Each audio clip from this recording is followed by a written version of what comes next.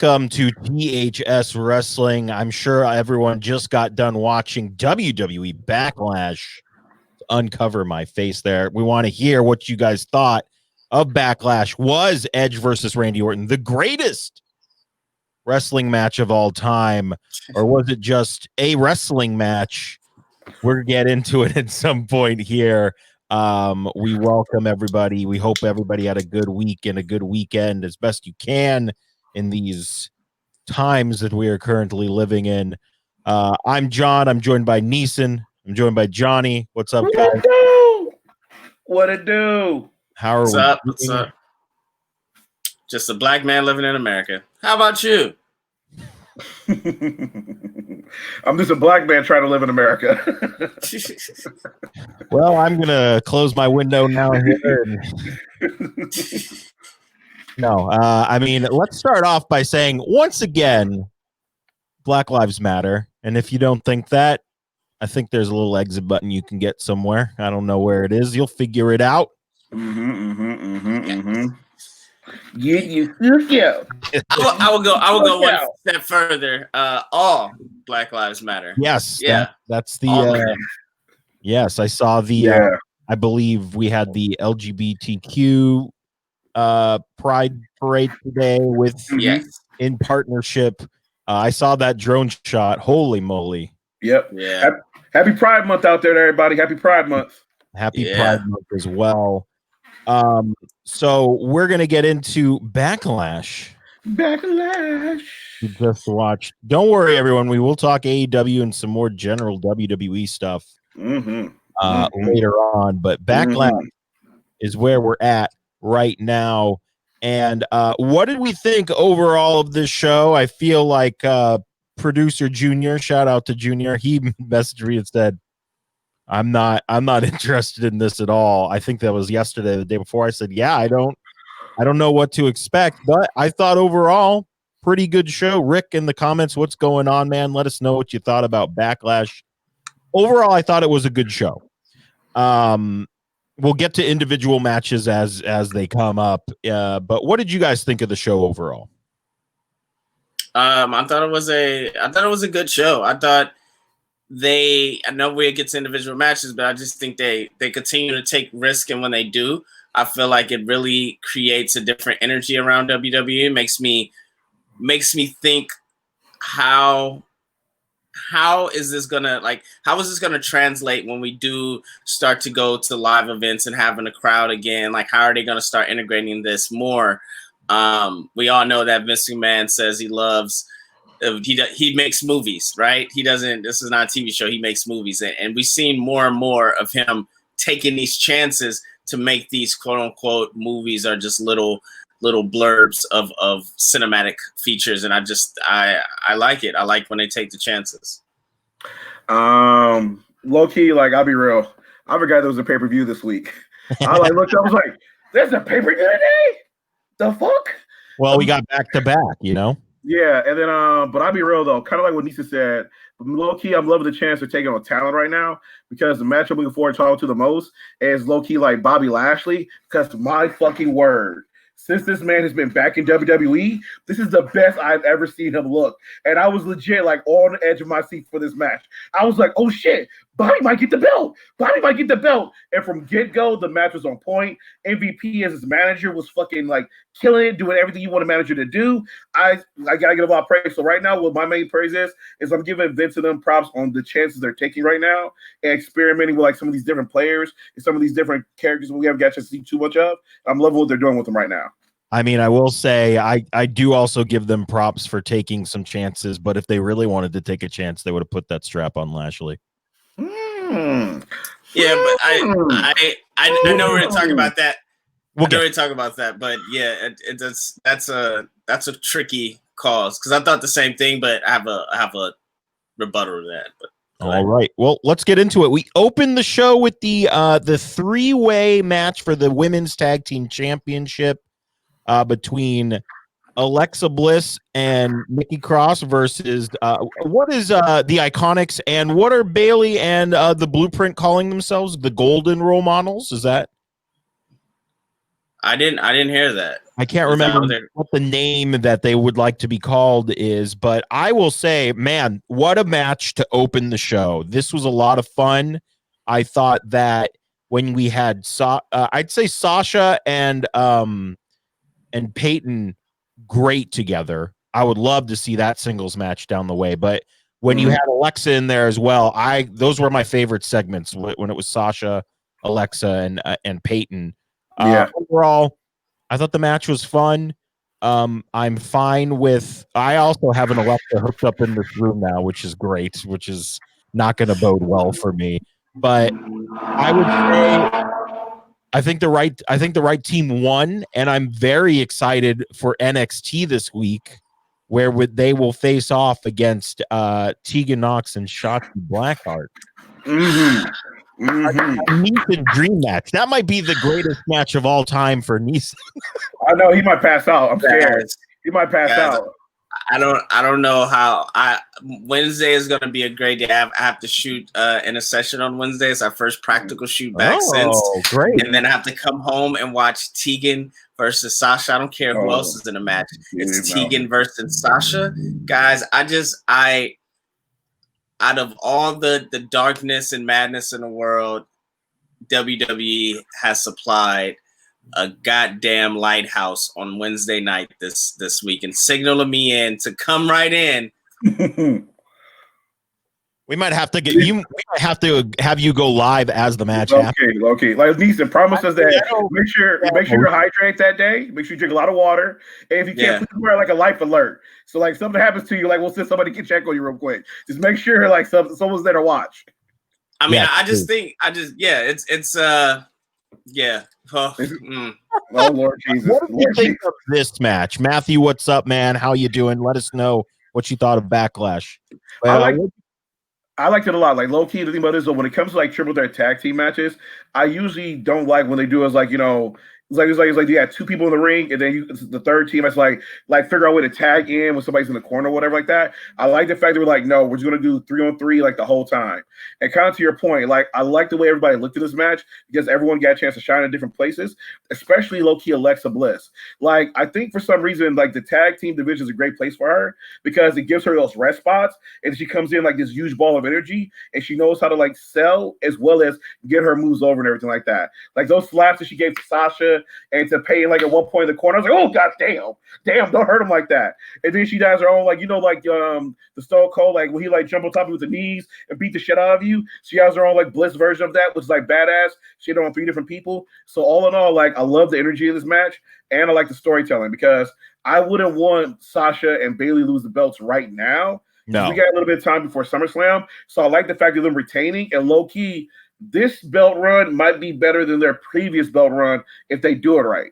So I'm looking forward to seeing what's going to be happening next coming weeks.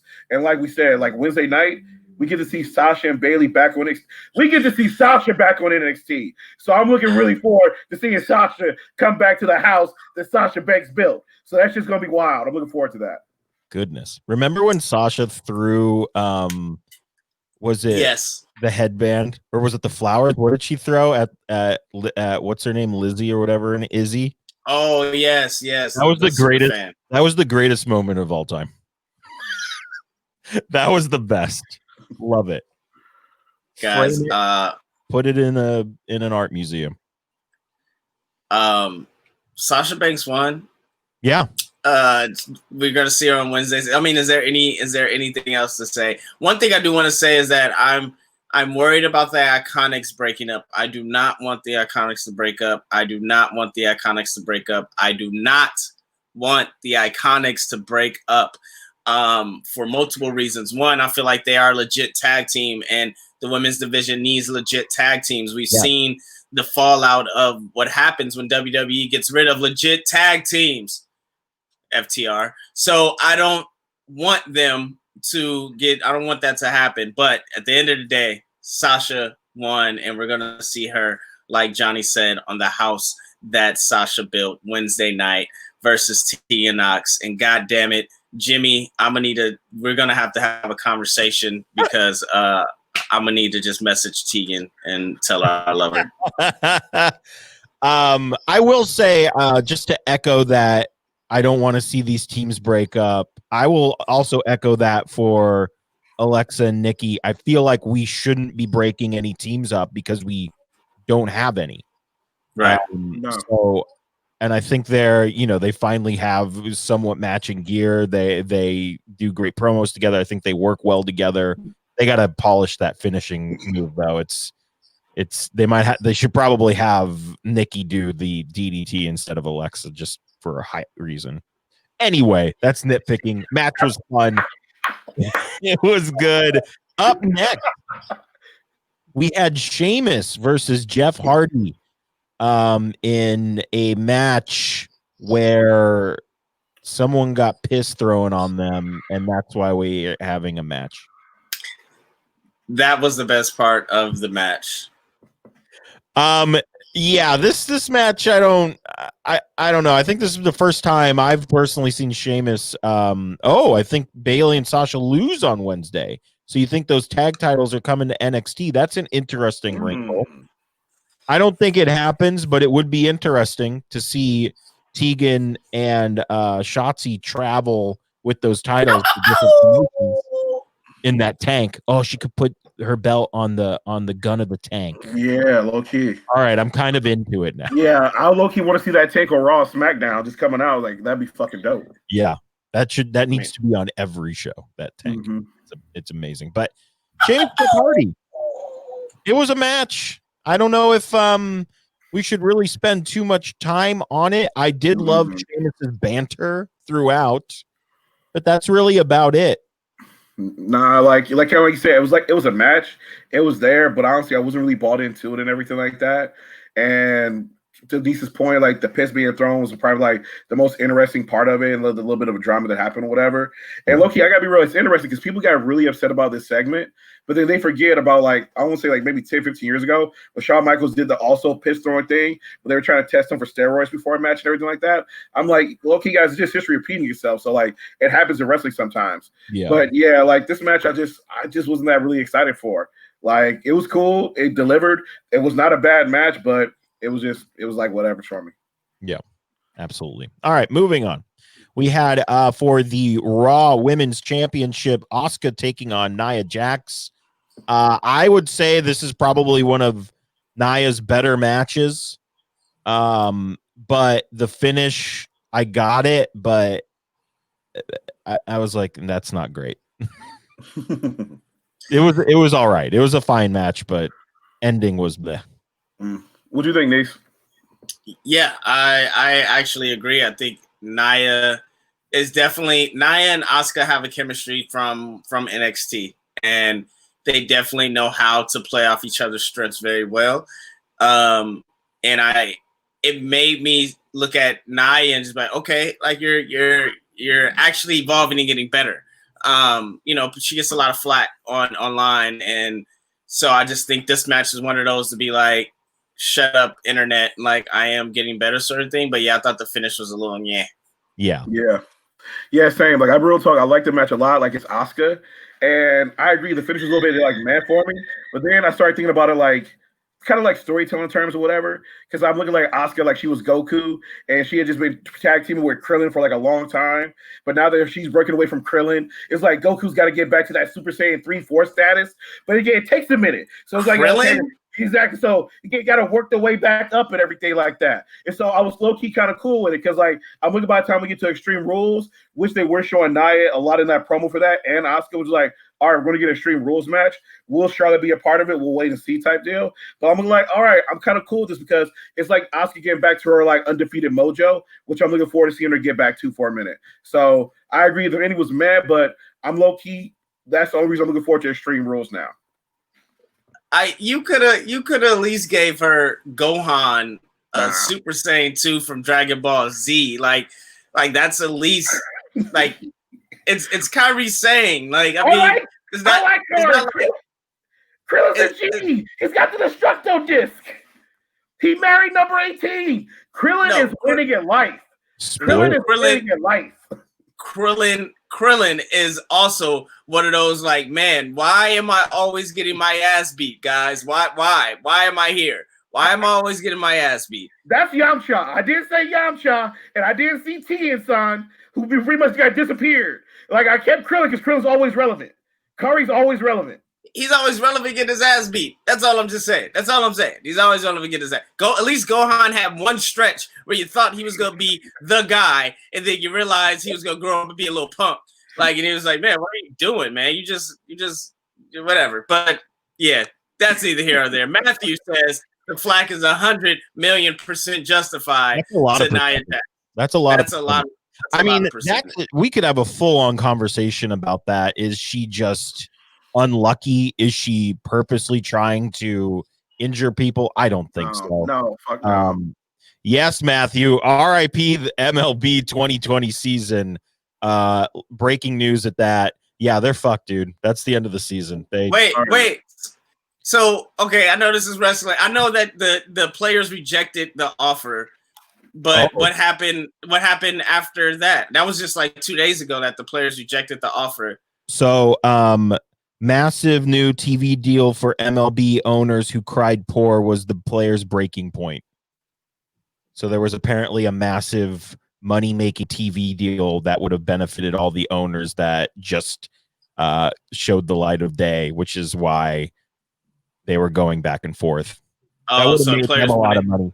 It would have made the owners a lot of money, but not the players. The player, and they wanted some money from that. Well, and they're trying to do the whole every deal that MLB goes to the players union with only really benefits the owners. And then they're like, no. And then this information came out and they said, all right, well, we'll see you in 2021. Wow. Yeah, it doesn't look good. Doesn't look good, but you can always watch on Twitch. There's a channel they're playing MLB The Show 2020 in real time, and they got announcers and everything, and that's pretty much all we're gonna get. That's what's up. Well, now that I'm thoroughly depressed, let's talk about Sorry, John. Miz and John Morrison taking on Braun Strowman. Hey. In a handicap. Hey. Oh. That was brilliant. That was great. Hey, that's about it, though. I gotta be real. Like, how does John Morrison get fired? Like, as I was watching this match, I was like, why does he end up leaving WWE sometime? I'm like, he's so athletic at his age. He takes care of himself. He's charismatic. I'm like, how does John Morrison be getting fired sometimes? Did he get fired? No, he didn't get fired from WWE. Yeah, he didn't get fired. His contract ran out and he left. Oh, okay, all right, cool. Because I'm looking like this motherfucker's money. Like will never understand like how he ends up going from place to place. But all right, that makes more sense now. He's choosing to be like a journeyman, like traveling around type deal. All right, because John Morrison. As I was watching this match, as I'm watching his time here, ever since like Money in the Bank, I am appreciating John Morrison more and more every day. I'm like, this motherfucker is literally money. He is dope as hell. Absolutely, motherfucker. This motherfucker.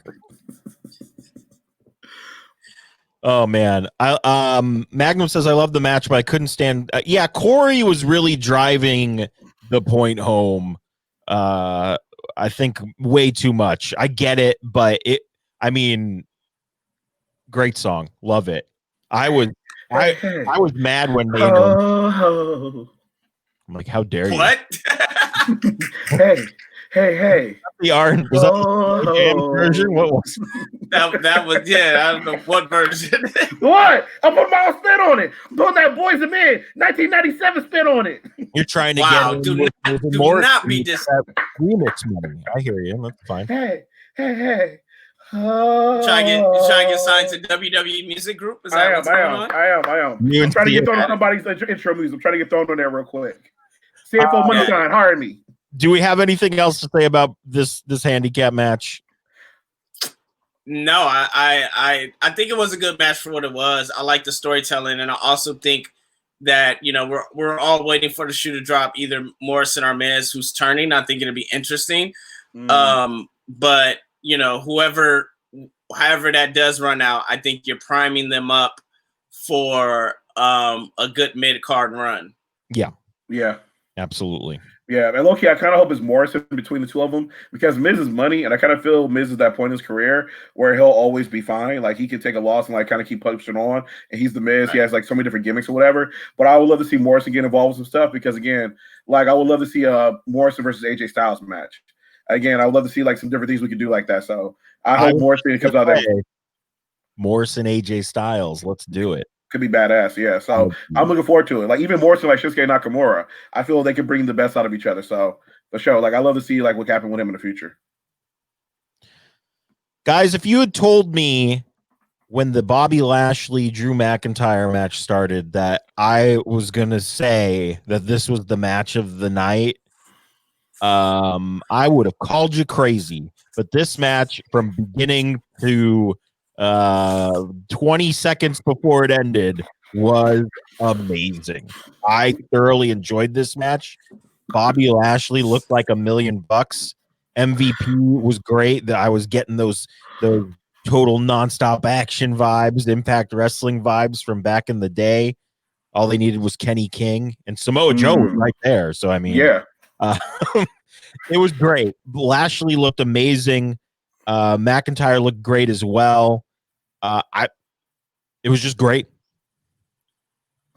It was good. I see where you feel like it was great. I think the finish did kind of take it back for me a little bit.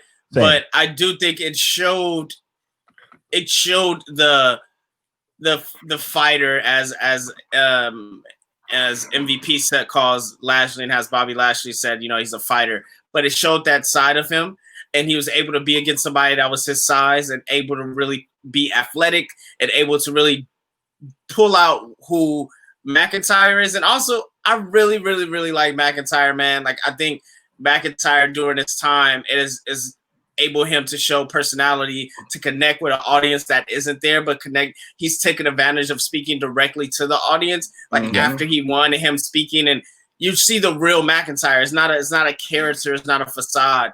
And I think that's going to only help him once crowds do get back and he's able to feel that rush. One thing, just from going with the greatest match ever to this match, I think it would have benefited them with having the sound piped in like they did that match, because I do feel like they busted their ass, man, and they really put everything out there, and I feel like all they needed was that extra little bump. And the last thing I want to say is that Samoa Joe, this was the first pay-per-view that Samoa Joe did that to me made me look at and say, this is where he was always supposed to be.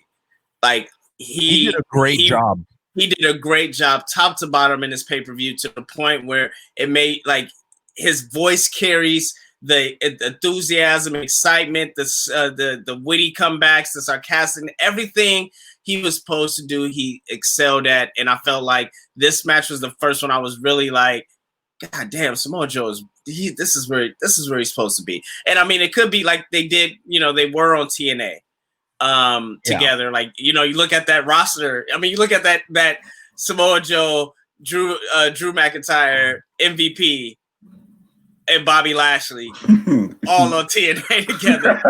So it was great. It was great. Go ahead, John. I'll go. I'll say I totally agree. Like Samoa Joe on commentary was badass. Like he was great to hear the whole night. Love having Joe there. And then for this match, fucking shit. Like here's the thing: when Bobby Lashley came in on paper, you were like, cool, he can challenge Brock Lesnar. He has an MMA background. He has a size. He has a look. Also in TNA, motherfucker ran roughshod over the whole thing for a point where he had all the goddamn belts and everything like that. Yeah. It was looking like 2 chains plus 10 type deal. But the thing about it is though, to see him tonight in this match was just so killer. Kind of like you said, those first 20 seconds immediately put him in the lock or whatever. Yeah. Drew McIntyre's starting off again from a disadvantage, and then he just starts beating the shit out of Drew McIntyre as he has the jacket on. It's like, I don't give a fuck. You gonna take this ass whooping and just kept putting it on him, and it was dope to see. Then later on in the match, you get to see him also burst out a variety of different locks and moves. It's did he just use the ankle lock? And then McIntyre gets in I'm gonna butcher the name, John needs to Jim out. The Gorgonite clutch or something like that. It starts with a G. McIntyre put. It's the move that Brock uses. Not the Koji. The Kimura lock. Kimura lock. Exactly, the Godzilla lock. So he put him into the Godzilla lock and everything like that. And I'm like, oh shit, this is dope. From both of these guys, I saw chemistry, and I got to see them use moves that I've never seen them really get a chance to benefit from before. And after this, I'm like, fuck, dude, Bobby Lashley can legit challenge Brock Lesnar for the belt. And then not only that, though, and have a great feud with them, but you have an MVP, a manager who's just so fucking good. It can go with for tat with like Paul Heyman if he needs to and everything like that to help get their guys over. So I'm like, dude, this looks amazing. And Drew McIntyre again came out of this looking flashy as hell. The only problem is when fucking Lana came out. And I was like, are we seriously doing this right now? Really? And so that kind of like threw it off for me, and that was really disappointing. However, I will say, if we had a picture of it, I want to show it right now. When maybe people just stared at Lana after Bobby took the L, it was like an allegory for racism. Like, why are you always fucking us up? When we about to get some? Why you always got to come ruin shit? We just about to win. Why you always got to fuck some shit up? We have a barbecue. You got to call the police. We just hang it out. You got to call the police. Why you always fuck some shit up? Ooh. Like that was the best thing I've seen. So the part of Lana will now be played by Karen. Well done, John. Well done. Just set up, knock it out the park. Well done. It's so decent. No, that just reminded me of if anybody watched the pre-show, Peter Rosenberg called Bailey Karen, and it was hilarious. Oh, good job, Peter Rosenberg. That's what I'm talking about, Hot 97. But yeah, so honestly though, even though I don't like the ending of it, I'm hoping that come July, there will be a divorce angle and Lana will go do something else or whatever, and Bobby can just kind of go on his own. And so I'm hoping that happens. And then again, we can see Bobby go on a nice run. And so I feel like in this pay-per-view right here, they really built two superstars to help carry the future of the company. And I hope that they like take advantage of it. Listen, they got to keep MVP with Lashley. They got to keep him with them. I think that works so well. I love MVP. I don't want to see him go away. I think he needs to stay on with Lashley. He brings Lashley to another level. There you go. I agree. Totally right. He fills in the gaps for him. Somebody said main event was the match of the night. Up until this point, this was my match of the night. Let me stand corrected there because we'll get to the main event here in a second. But we have to talk about the Street Profits versus the Viking Raiders. Yes, it was so good. Yeah, guys. Smile, John, smile.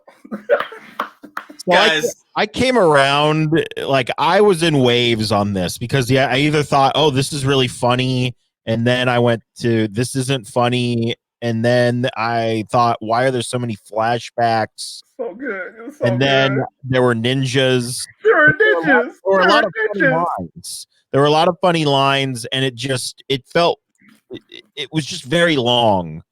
And I just really hope that this isn't what Extreme Rules is going to be, like a series of them trying to be funny. Was the giant ninja Shaq? No, it wasn't. And I said that in chat. I thought about it too. I was like, did they get Shaq? How would y'all think that's Shaq? That's funny. I was like, they're in Florida. I know he lives down there. Boo. Come on now. We all remember I gotta be real. Like, I was loving this match. It was cracking me up because a thought crossed my mind, and then I went to our group chat, and Neeson low-key posted the same thing. Because I was watching this match, the first thing that went through my mind was Rocky loves Emily. Rocky loves Emily. I was like, this is three ninjas, meet TMNT, meet Surf Ninjas, and this shit was badass. Like, I'm sorry, I was all on board for it. Like, when Tozawa comes up with the motorcycles, like, what the fuck? I was like, nah, they look like ninjas. It can't be, it's ninjas. And then they have the team. I was like, we got to come together. And it was like, we are. Wait, logo. The Viking Profits. I was like, this is amazing. I was like, I'm sorry, it was so good. And everything with the turkey leg and the flashbacks, they just like kind of told a whole story and everything like that. I'm sorry, I was on board for it. Like, I know it was the comedy segment of the night, but damn, it was so good. These guys have such great chemistry together. And honestly, I know some people were upset about like the Viking Raiders doing all this stuff, but for me, it helped get the Viking Raiders over because beforehand I just knew them some two guys who like beat the shit out of people, but like here I was like, dude, these guys have personality. These dudes are dope. Like I love that whole gimmick of what's that whole thing? It's like, you're cute, you not so much. I was like, damn. I was like, this is so good for these guys. So honestly, coming away from this, I'm low-key really excited. And again, I love the chemistry these two teams have with each other. And I'm looking forward to seeing like what they do next. Again, at some point, somebody will have to like actually fight for the belt. But for right now, I'm just like, this is entertainment gold. I'm loving this. almost wish they hadn't advertised it as a match, and it was just like a continuation. Because I was like, oh, because I forgot that match was happening, and they were going through the card, and I went, oh, great, this match is gonna happen. I'm excited for it, and then so that's where a little bit of my this was. It was fun, but not what I wanted, I guess. But you can't always get what you want. Rolling Stone said that.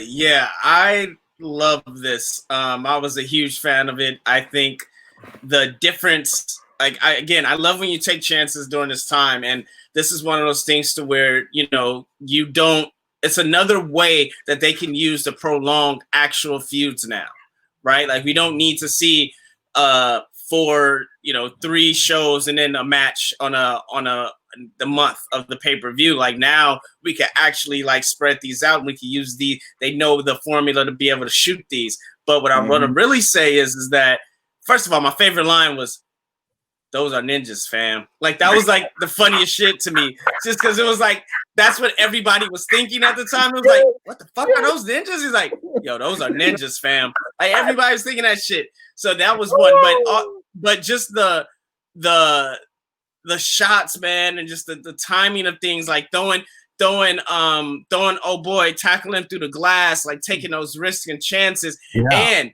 also, that was supposed to be the revival. I will say that and scream that from the audience, from the mountains, because if you think about it, the revival was supposed to have this character driven, like this like funny comedic thing, and they're supposed to like dress up in this crazy thing. When they first started this thing with the Viking Raiders, they had them in a car and they had them dressed like Vikings, but like super cartoon Vikings, right? And then they basically shed that, and then they started doing this comedy bit. But this is really getting the Viking Raiders over just as people. So when people talk about, you know, like, oh, like they want a comedy, they want to trash, but even the revival talked about it, like, we were going to do it, we just don't want to resign because we never felt we wanted to be like top, you know, whatever. But this is why you need to have character development and do these things, because when it does turn serious, we're gonna be interested. Like when they do really lock horns, we're going to be really interested because of these things. And that was not Shaq, guys. That was clearly Titus O'Neil. I don't understand how people think that was Shaq. Shaq is a good like 5 inches wider. We were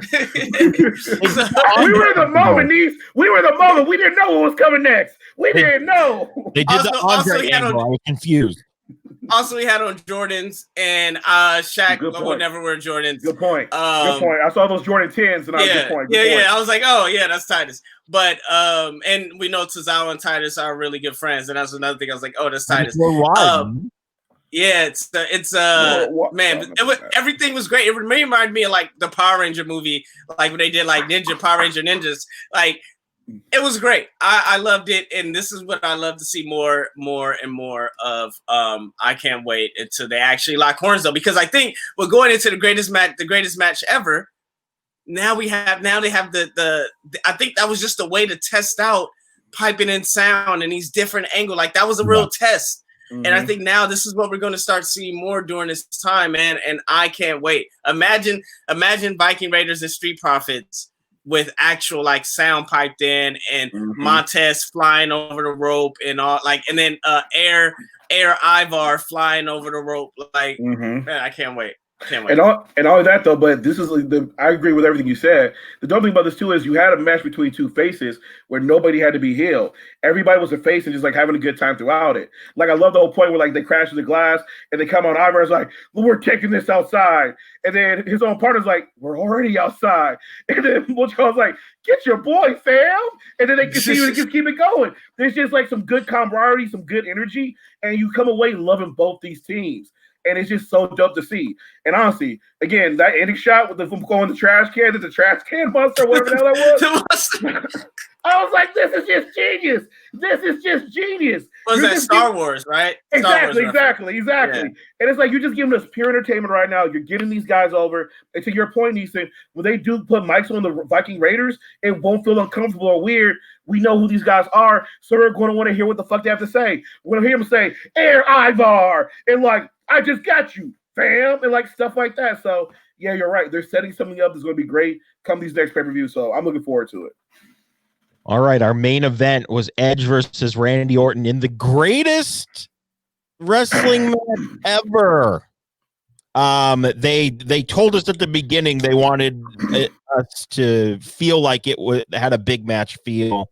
We mentioned it a little earlier. I think they said, what did they say? Unique camera angles and something with audio. I can't remember what it was, but I think the opener got me real bad with the old MSG microphones and Fink announcing them. I thought that was a really nice touch. And also Charles Robinson dressed in the bow tie and button up was great as well. Yeah. The match itself went almost 45 minutes. I think they, for the most part, maximized the time. I really enjoyed this match. I think it's very unfortunate. I might even say it's probably one of my matches of the year. I don't know if I'd go that far. I would have to check the sheets, but I rated it pretty high. But anyway, yeah, I really, really enjoyed this match. And it's a shame that it was revealed today that Edge might be out for 8 to 9 months. Damn. Like that with what was it? A torn pec? Tricep, right? Tricep tear. Tricep, yeah. So a shame because he looked really good. Granted, he was working with someone he knows very well, but I think they did a really good job, and I thoroughly enjoyed this match. Yeah, this match, man, I really enjoyed all aspects of the match. It did get me when Fink in the old Madison Square Garden mic.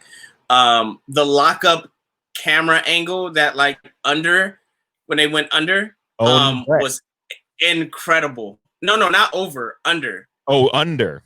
Yeah, I think so. They locked up and then they switched right to an under camera angle, and I was like, oh my god! Like it brought me in even more. The one thing I do say, all the bird head shot or bird view shots, incredible. I know Vince doesn't like, either Kevin or Vince doesn't like that shot. They need to implement that shot more, especially on double downs. Because when double downs happen and they're both laying flat, that is a remarkable shot, man. And it lets the real camera breathe. It lets the moment breathe. But what I think they're going to learn from, what they're going to take away from this is, because you could tell that they did voiceover on the announcers, and they weren't actually talking there, because when they were caught in the back, they're just sitting still, but Samoa Joe's all hyped, and then the audience weren't hyped. They was too busy staring at the match, but the crowd was up. So I just think they're gonna learn from those things and once they figure more when they get more used to actually producing a TV wrestling show. Because it's a different thing and it's a different beast, because they have to worry about crowd and getting crowd shots and pickup shots and make sure people are active. It's not just catching live stuff. But once they get, I thought all the extra stuff they added, but as far as the match, man, I didn't even notice it was 45 minutes. That's how I didn't feel long to me. I was in it. I didn't even catch when Edge tore his tricep. I was looking for it. I was too. And so if he tore his tricep, he really, really did an amazing job fighting through it. I know said Magnum. Magnum. I was gonna say Magnum, but I was just making sure it was Magnum. Yeah, I know Magnum. The crew threw me off during the match. I mean, the crowd threw me off during the match. Honestly, man, to me it helped it. It really, really, really helped the match, because the comebacks, the dead time, the lead moments breathe. Randy Orton is not a good person, not a good wrestler in quarantine time. He's not, he needs to let those moments breathe and let the crowd react. Randy Orton's very methodical, he's very slow. So you can't have that during quarantine time with no audience.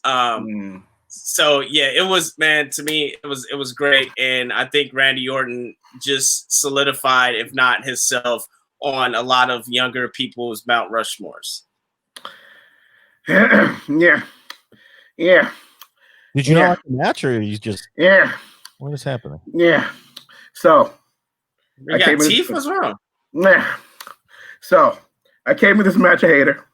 I was like, greatest match ever. Yeah, greatest match ever. Ain't get AJ Styles. Ain't gonna be greatest match ever. We'll see you here. Like, oh, you got Madison Square Garden? Fuck it. I can get CGI. That don't mean shit.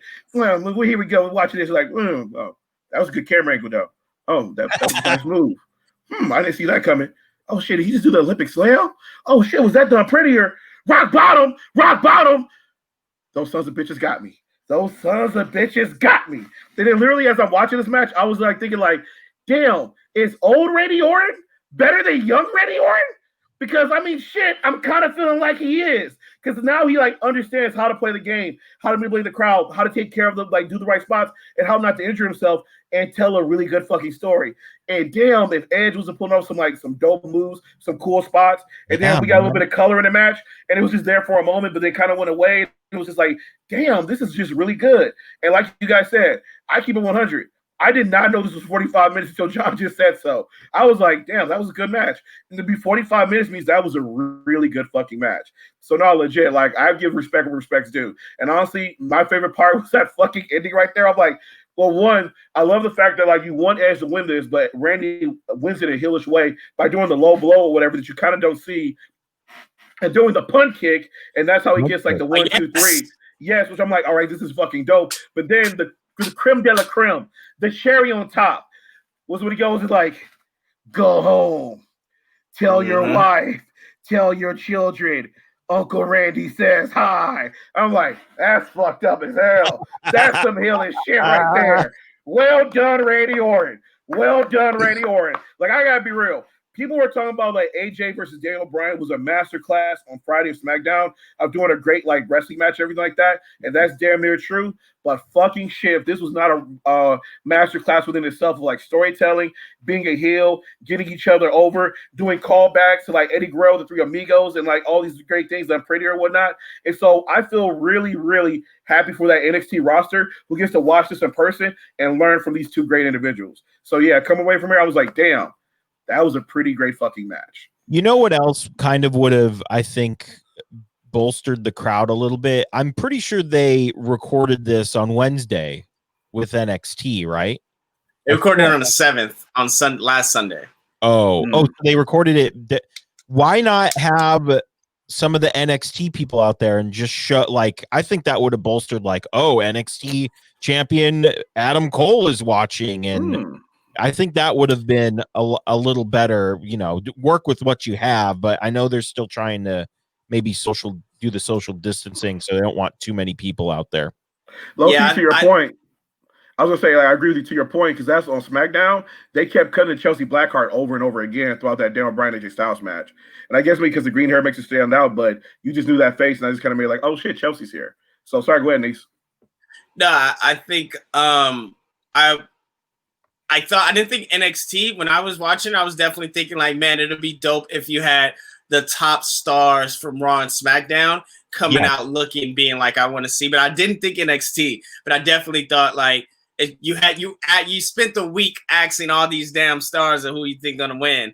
I think it would have been dope if, I think it would have been dope to have that, but I mean, again, I think this was the reason why this was the greatest match ever, and they gave it that title is because they knew they were going to throw all these new things at it, and really we're going to see a shift. Like, to me, it was the greatest quarantine wrestling match ever. Like, because we've seen all these non-wrestling matches, Stadium Stampede, the Backyard Brawl, the Backlot Brawl, the Firefly Funhouse, the Boneyard match. We've seen these things, but when you get to the wrestling match, I think this is the best quarantine wrestling match. I think New Japan might have something to say about that later. We'll see. Yeah. But we're talking story though. We're talking story. Yeah. And low key though, like I can see where you're coming from, Anise. I can kind of agree with you, because like when you typed that in the chat, I was trying to think about like, has any actual wrestling match been better than this? I'm like, fuck, I really can't really think of one because there's been some good ones, but this shit was just damn good. And low key, John, thinking about that point about what if Adam Cole was in the crowd, dude, it would have been like badass as Edge is like busting out like the I'm Pretty or whatever. He busts out some NXT finishers, so he does like the last shot, and they cut to the crowd. Adam Cole's like, that's my move. It's like it just takes it up that much more level. So like that would have been badass. That would be something cool to see. It would have been cool if Ciampa was in the crowd and he did Ciampa's finisher. I think that. Randy Orton did Ciampa's finisher. They got the that fairy tale. That would have been dope. That would have been dope. Because of the little Twitter feud they got going right now. Yeah, we'll see if that goes anywhere. I mean, a lot of cool possibilities, but it's probably not. So let's move on from Backlash here. Let's move to AEW, and we talked about them a little earlier, but FTR has made their in-ring debut against the Butcher and the Blade. And afterwards, we saw the Young Bucks come out and say, you guys didn't introduce yourselves to us, which seems to be a callback to all the times we've heard about people getting heat in WWE for not introducing themselves to higher-ups. What did we think of the debut match? And what did we think of the little segment afterwards where they almost got into a fight with Young Bucks, but then Butcher and Blade came back in, and then it was just, as JR would say, a Donnybrook? I'm still waiting for it to unfold. What about the match, though? The match was cool. It was a match. I think I wasn't interested in it. I don't think I was it wasn't a thing to make me they didn't show me anything new. They didn't show me that they could do anything like that they were restraints are off or anything like that. It just was like, cool match. But I'm not invested yet. I wanna, and when I say invested, meaning like I'm not gonna break my neck to watch their match or to watch the investor story, so if it's on, it's on. But I want to be invested. I really do, and I want to. I really want them to lose that intro, like them driving in from the truck. But that's just me. I guess I get it, but also I don't. Cool, you have a car. That's great. Great guys. Like even with Ron tonight, I'm like, that's a nice car, but okay, I don't care. Like, but it was used later on, but. Yeah, I gotta be real. I low-key do like Braun's car though. Like when he pulled up, I was like, "Damn, that's fire, Braun. That's kind of pimp, low-key. I like that." Like saying, like I don't see it was a match, and I think that's kind of like the thing about it is that I'm happy they're happy. Like they're happy they're where they want to be, and they feel they have the freedom to do what they want to do. But the problem with it is that you said you wanted freedom, but we're not seeing the results of that freedom yet. And so that's kind of the problem. It's like if you're coming here, like, do you have a new finisher? Do you have new things you want to do, like new aspects you want to bring to this? And I'm not really seeing it yet because it felt like a revival match that we seen like a few months ago. So I think honestly that's just the thing is that someone needs to talk to him backstage and be like, look, you're here now. You have the ability to do these things that you've been wanting to do. What the fuck are they? And when we're going to see them? Because you got to get this audience behind your back right now. Yeah. And this is a really crucial time because as I was watching this match, I made me think back to comics. And in comics, they're like the first 3 to 6 issues are really important. It's because that's when you really establish your fan base. And going forward, that's when people will be behind your comments. You got to get that momentum going. And right now, we're on issue 2. And I'm looking like I don't feel that momentum yet. And so I need you guys to get this going now. Otherwise, I'm scared you might lose some people. So I need to see a little bit more coming forward. Matthew in the chat, is AEW going to ignore that Allie is married she's married to the Blade? That's a great segue into our next topic. I have a bit of a bone to pick with AEW here. Why in the world are we trying to make QT Marshall happen? This man has been bestowed the Diamond Cutter from Diamond Dallas Page. He is in a tag team that is called the Natural Nightmares, which basically really has nothing to do with him name-wise at all. Now they have Allie with him, and he seems to be in some relationship with her. Keith Marshall is a fine wrestler. If you watch the show, you know what I'm talking about. But what what are we trying to do here? And I think I brought this out a couple of weeks ago, and I think it's going to be a new segment for me, at least when I don't like something. I'm going to go ahead and put the powers that be at AEW for making QT Marshall happen on the list of Pingle. So they're going on right now. I have a couple of other things on there. Powers.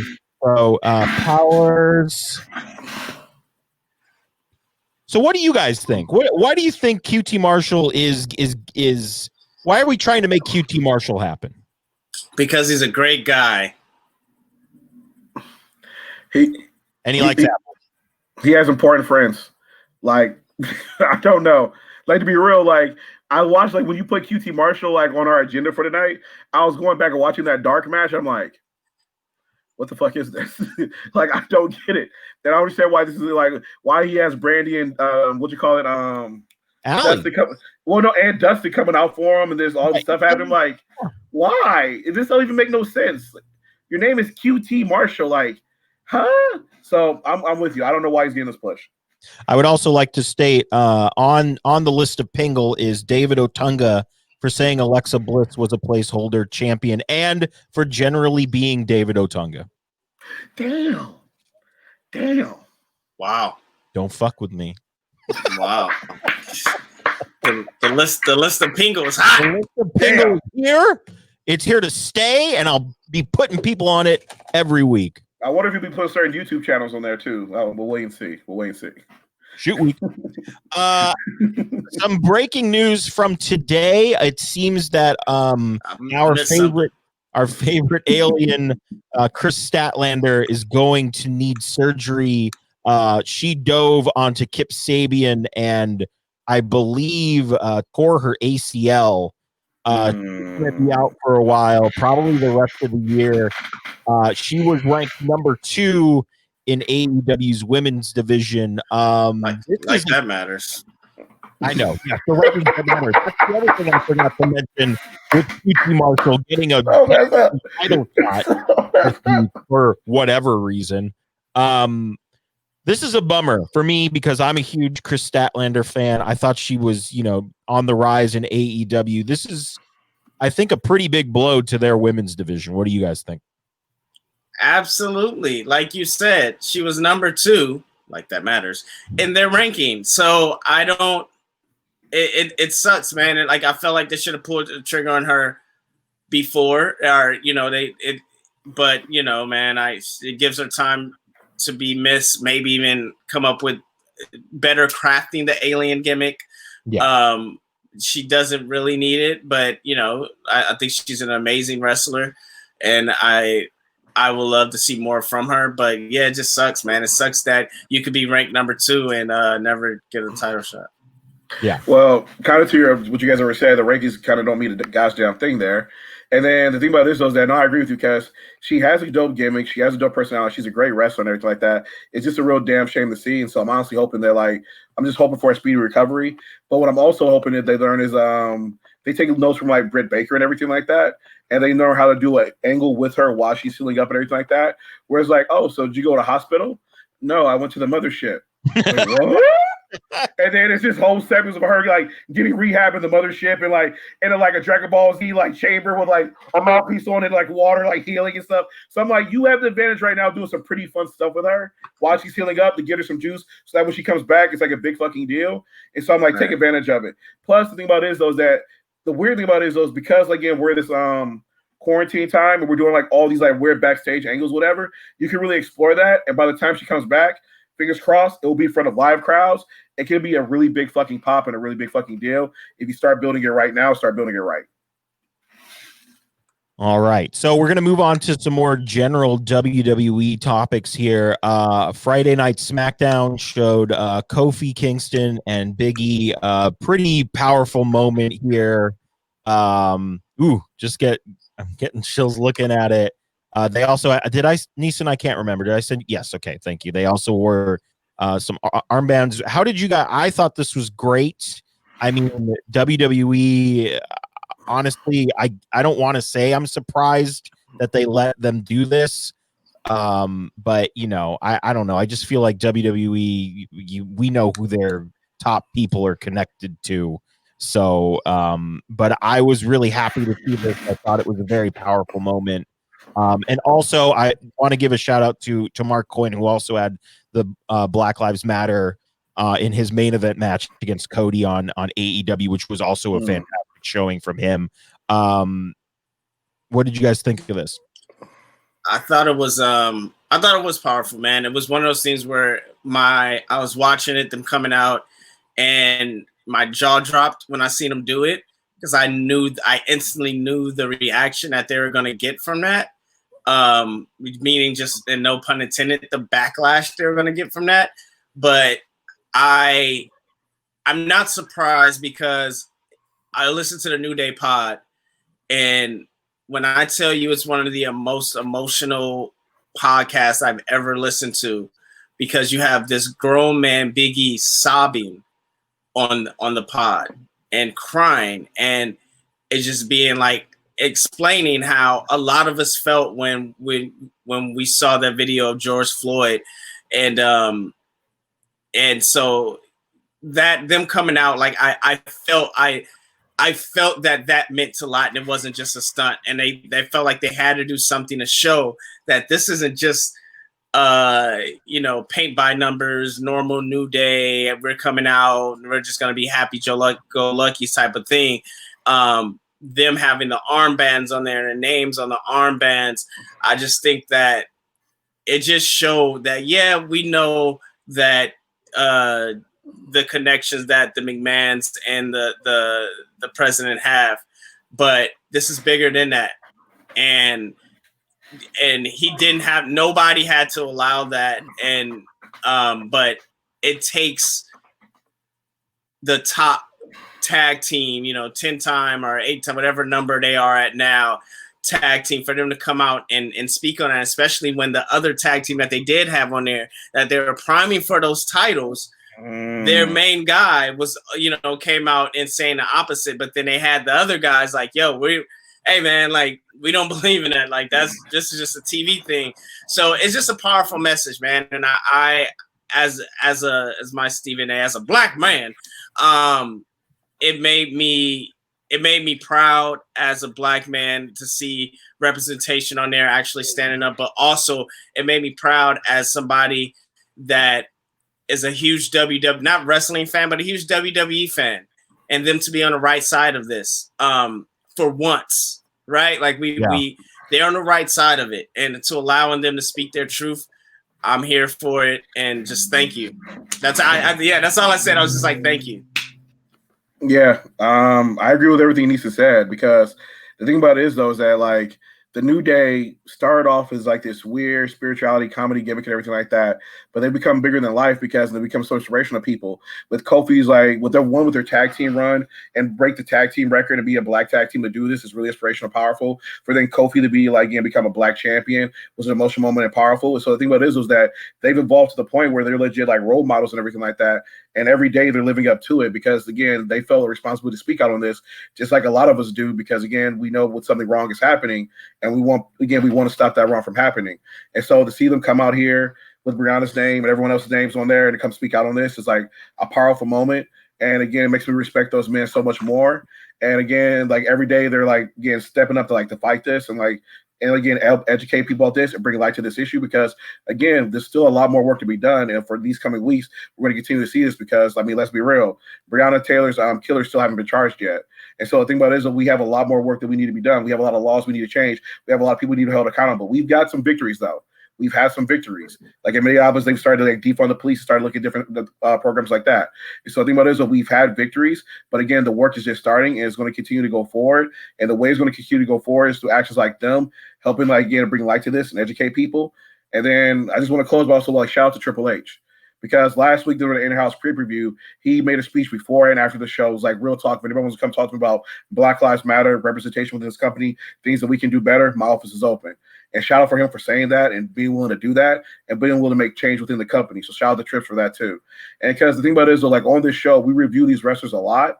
And the thing about it is, though, is that we're critical of some of the things they do. But in these moments where things get real and again, humanity needs to step up for each other, I've grown to appreciate like a lot of these wrestlers, respect for them coming out and supporting this cause. Again, I'm going back to it. Fucking Randy Orton. Great job, Randy. Came out here saying Black Lives Matter. Again, using his snappy comebacks that people trying to say all lives matter, using that whip for talk to go at them and everything like that. Seeing Charlotte step up and all these people step up to speak on this. Again, it's just a powerful thing to see, and it makes me really proud to be a fan of the sport. And again, to be a fan of these people, to see them coming out speaking on these issues. So again, good job.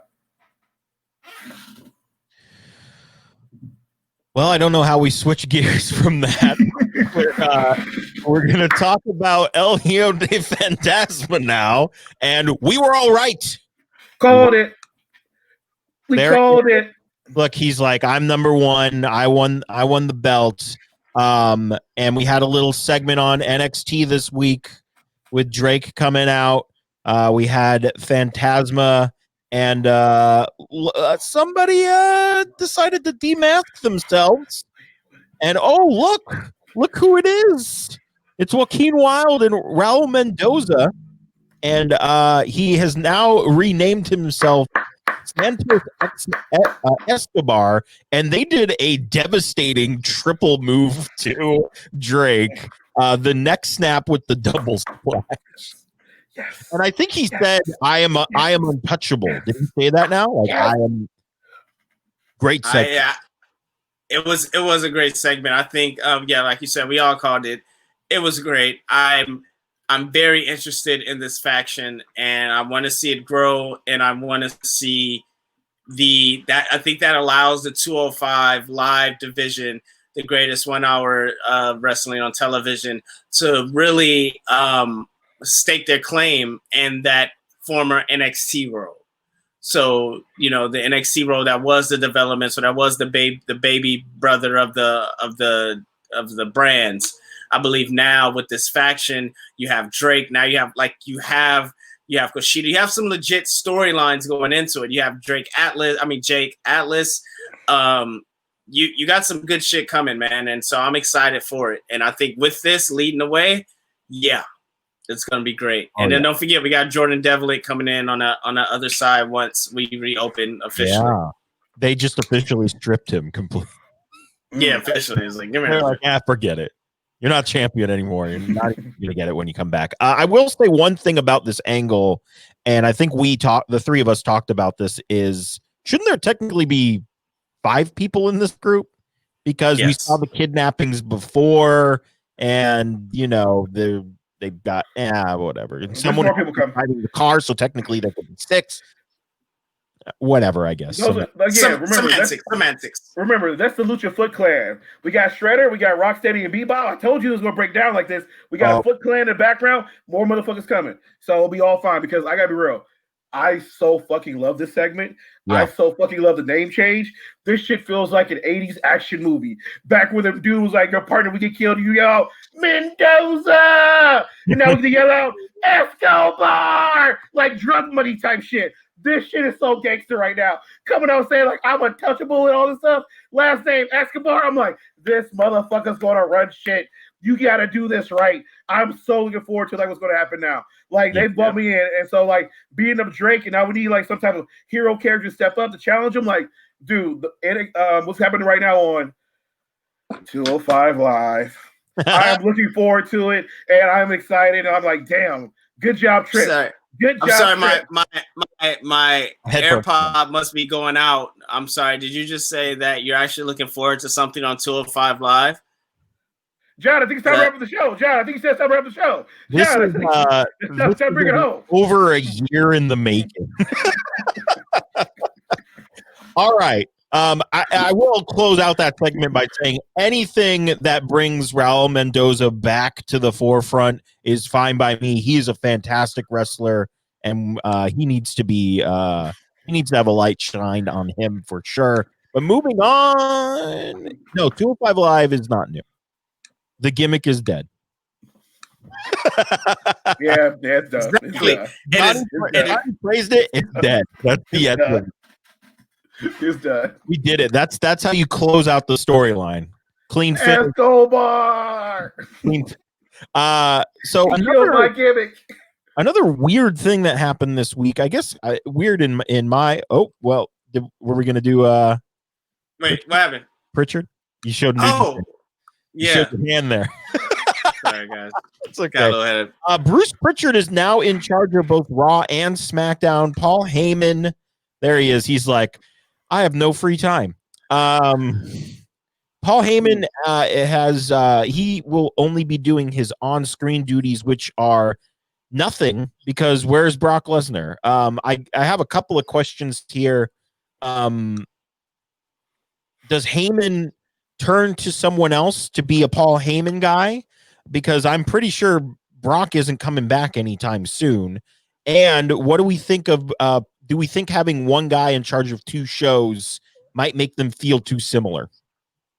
I think during this time, no. I think during this time where basically everything is in house under one roof or one cannon sort of thing, I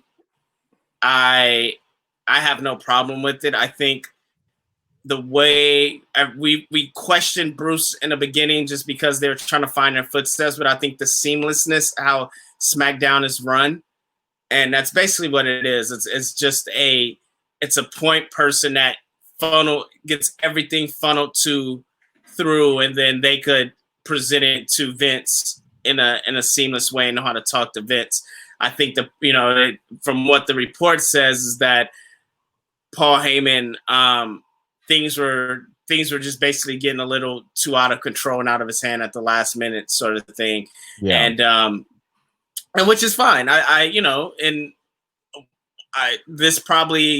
This whole thing is ever flowing, especially just now. Like today, tomorrow is going to definitely be super different from today. I feel like everything is super just water, right? Like everything is just changing. So, So yeah, I mean, I don't think it's a bad thing. I don't think it's going to be the same. I don't think it's going to be a blanket.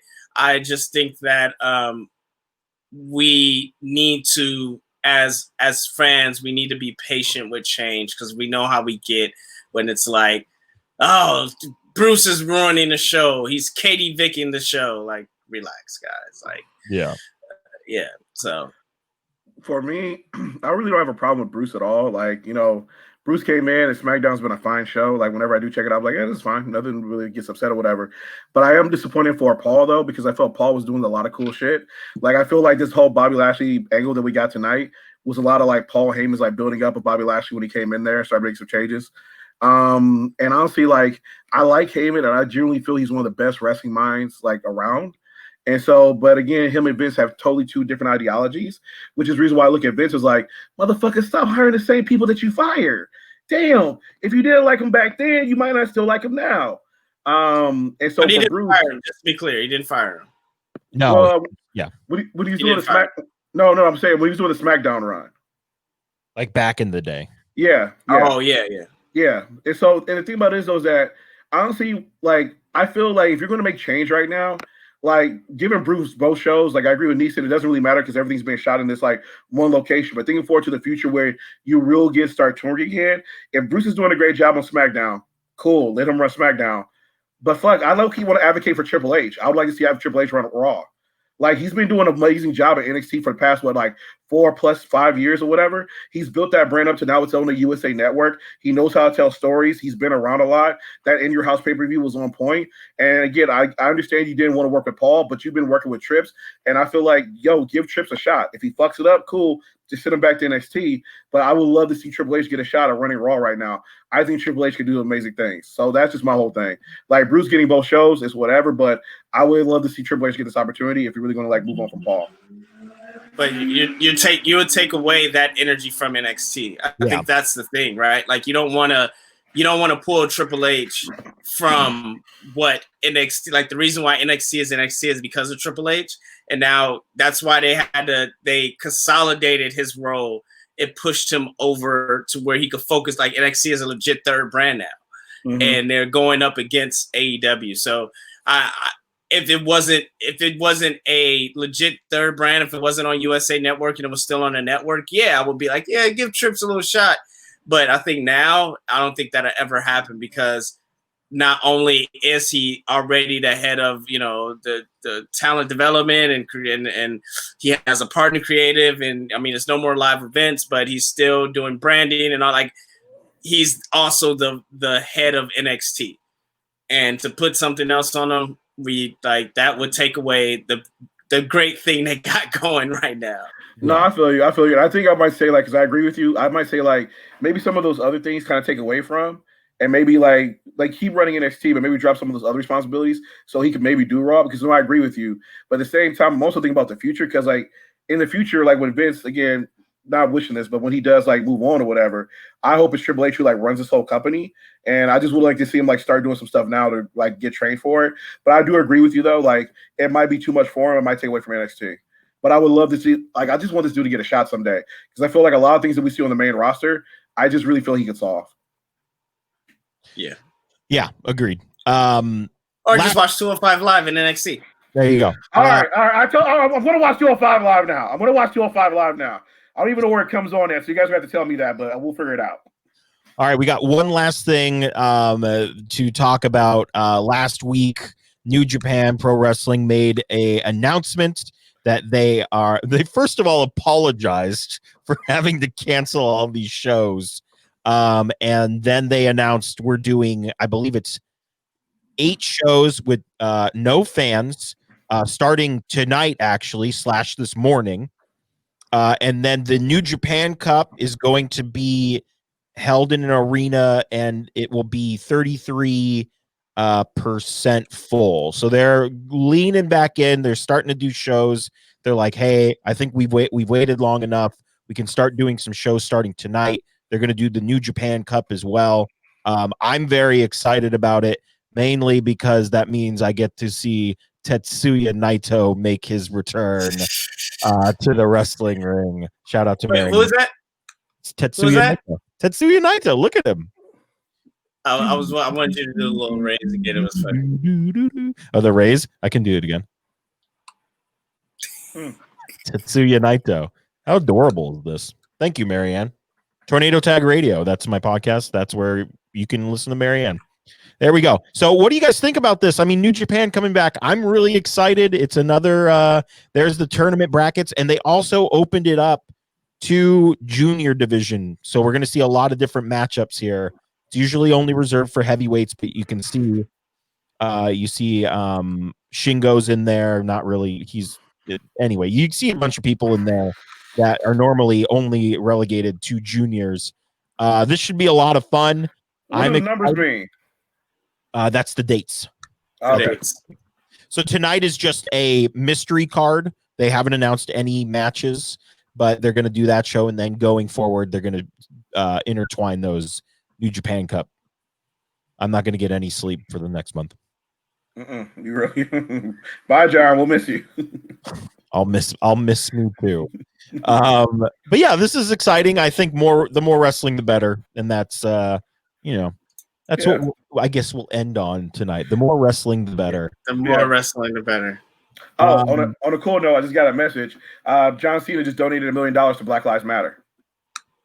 Well, yeah, he matched BTS Army early this week.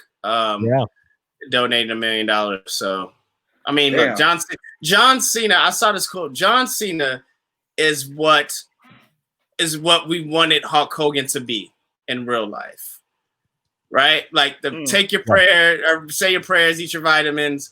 Like we wanted that Hulk Hogan to be Terry Bollea. That's what John Cena is in real life, and we see it. And I respect. Why you got that look on your face? I don't get it. Who's Hulk Hogan? Exactly. I blocked out racist from my memory. I'm sorry. I don't know who that is. Exactly. Yeah. So I don't care how much he impacted my childhood, but fuck that guy. John Cena will forever be replaced on any Mount Rushmore in my book over Hulk Hogan, and I'm okay with that. Word life. Word life. This is basic thugonomics. That was the best. That was the best Cena.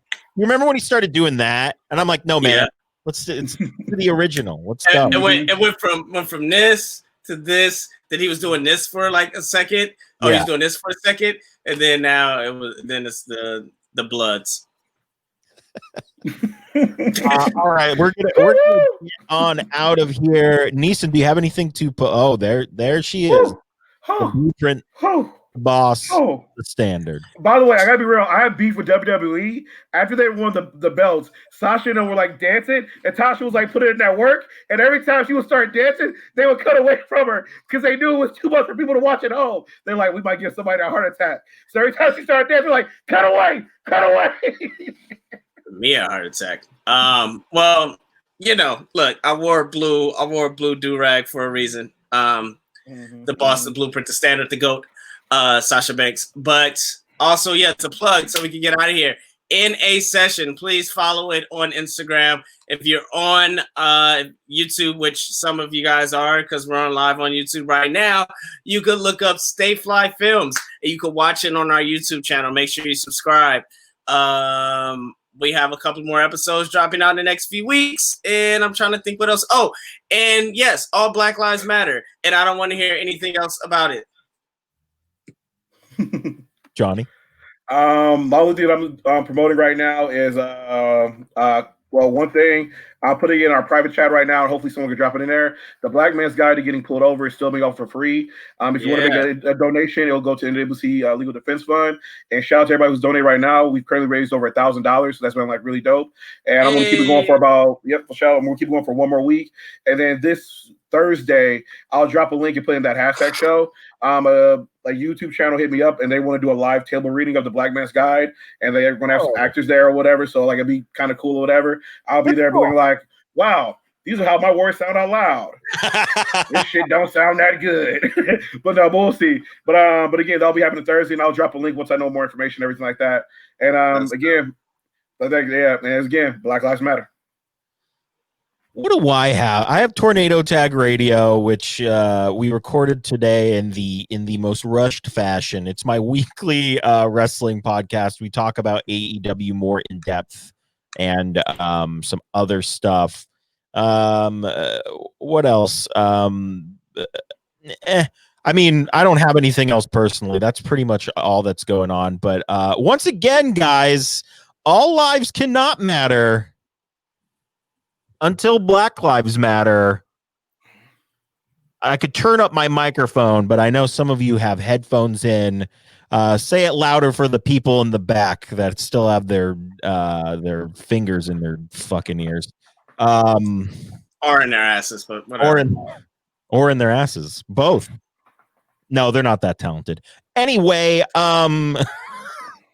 Facebook.com/THS Wrestling, Instagram.com/THS.Wrestling. If you head on over to YouTube, look up that hashtag show, give us a subscribe over there. Also, Twitch.tv/that hashtag show. I've been going live randomly at 1 a.m. I'm so sorry, but that's when I play video games. But most importantly, that hashtag show.com for everything trending in geek. Pop culture. We never get there she is. Yay. Bye, Sasha.